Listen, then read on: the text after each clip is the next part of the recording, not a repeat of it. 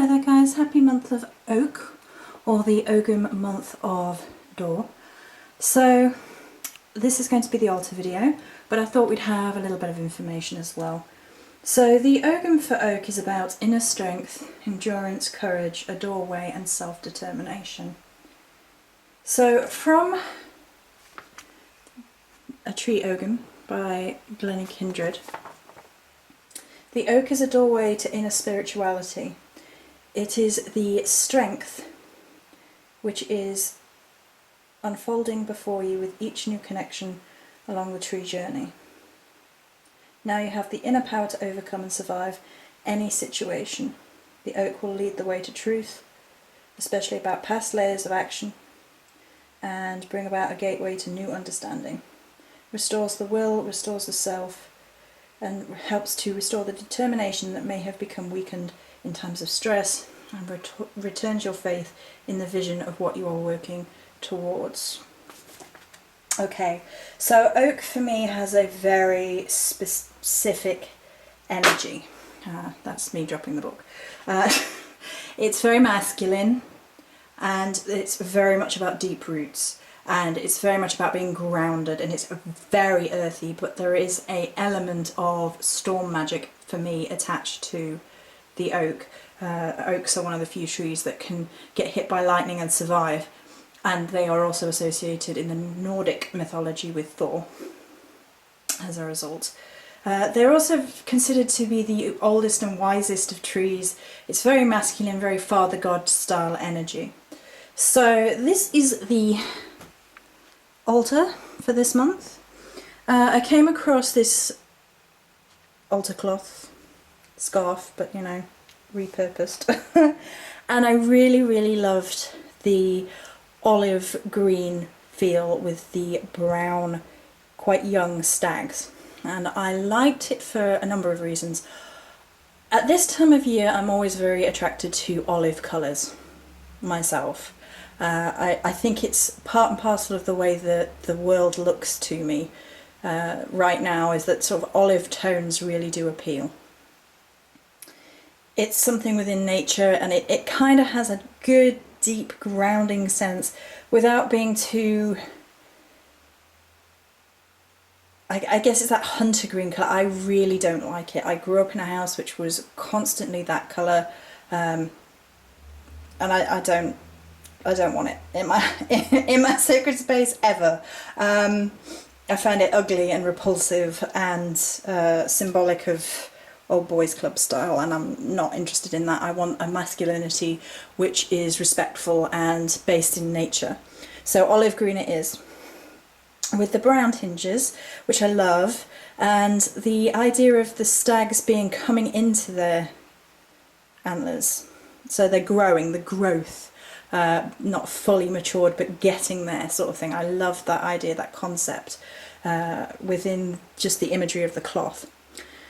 So as we zoom out, I did go with the sort of darker green candles reluctantly, because the only other green that they had was a more neon-y colour, and they didn't have brown.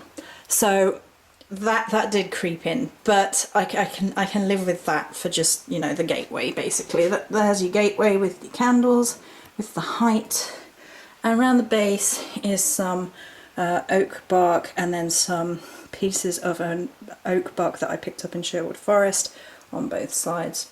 And I really like how it almost looks like the forest floor, because of you know, with like if you were walking through the woods and all that sort of woodsy debris maybe under your feet, and then a few bits of bark. I really like how it kind of calls up the idea of a forest floor, and yeah, and so there's some in the offering bowl as well. And as always we have the water with the little guy, earth with the little totem guy, air with the little totem guy, fire with the little totem guy. Morrigan's candle is still in the position of spirit and is going to remain there as instructed. And I've actually moved the dark goddess cauldron to be opposite the sort of lighter goddess sort of offering bowl. I think we'll just move the offering bowl slightly. Oh, Virgo, Virgo, Virgo. Yeah, that'll be okay. Oh god, such a finnick. Right, okay. And then the Morrigan statue and the Morrigan plaque and the little Morrigan offering bowl. So basically Morrigan is taking over, to be expected, I guess. And then of course we have the power cauldron at the front with the special gifted quartz and the cauldron of quartz and labradorite. I decided to put the petrified wood on here and some pietisite around the goddess. It's technically an incensey burner thing, but I use it like a statue. And as always, there's labradorite in the middle for the centre where my spirituality is. There's three globes or spheres being obsidian, rose quartz and moonstone for aspects of the goddess. And my little toadstool down there. Oh, and the point of amethyst. So this is the masculine within the feminine, this is the feminine within the masculine. Did I say that right? It's too early in the morning, I don't know. Coffee's not hit the bloodstream yet, so if I didn't, you know what I mean. You know what I mean, right? Right, okay. So, with having the dark and light in balance, I really enjoyed that imagery, and it's a little bit of a simplistic way of looking at it, but I really like having both sides. And the Celts celebrate the light half and the dark half of the year, more so than perhaps, you know, the other Sabbats aren't necessarily brought into it with the strictest sense. I celebrate all of them because I think they go back in time further, and I think it sort of adds something. It's a good thing to celebrate and enjoy and all the rest of it. But I really I love the idea of having that balance and just having that constant awareness of the duality within nature, within ourselves and within deity, with the black and white, if you like. Very simplistic, but it kind of strikes, and it almost looks like another gateway at the back there. So we kind of have gateways within gateways within gateways, which fits with the theme of the Ogham Oak very well. So the petrified wood is there as I like it as a sort of, again, it's like a portal. It reminds me so much of a portal, and people saw all sorts of different images within it, and it kind of has that sort of grounding sense to it as well. So it has this deep earthy energy, but it's also very portal-like, so it's also another gateway. It's taking you within yourself, within your deep psyche, to see what you see and the symbology and the psychology of all of that within the realm of the oak, which I love. Plus oak is, you know, one of the three trees which was mentioned yesterday in the Hawthorne video, into the other world, into the realm of the Fae, depending on which mythos you're reading. And then pietisite is the crystal of storms, and because I have this very strong vibe between oak and storms for me personally, it's just how I really feel about it, and I'll talk about that. But I really wanted them there.